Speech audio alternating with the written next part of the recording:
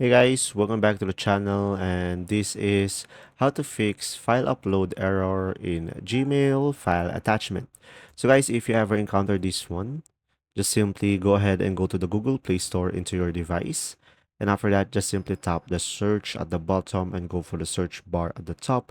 And just simply go for the Gmail and just make sure you are running the latest version. And when there is an update, instead of open, you should be able to see here update and just simply select the three dots on the top right and make sure to enable the auto update.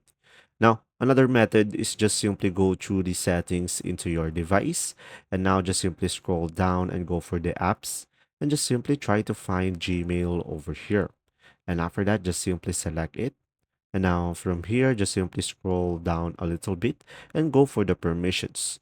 And now from here, just simply select storage and make sure guys that this is allow. So guys, from here, I recommend making everything allowed over here so you won't have any issue. And guys, when you have a denied one, you should be able to see here on the second category. So just simply select it and just simply make it into allow. And from there, you should be able to fix the issue. And there you go. I hope this video helped you understand more. Thanks for watching.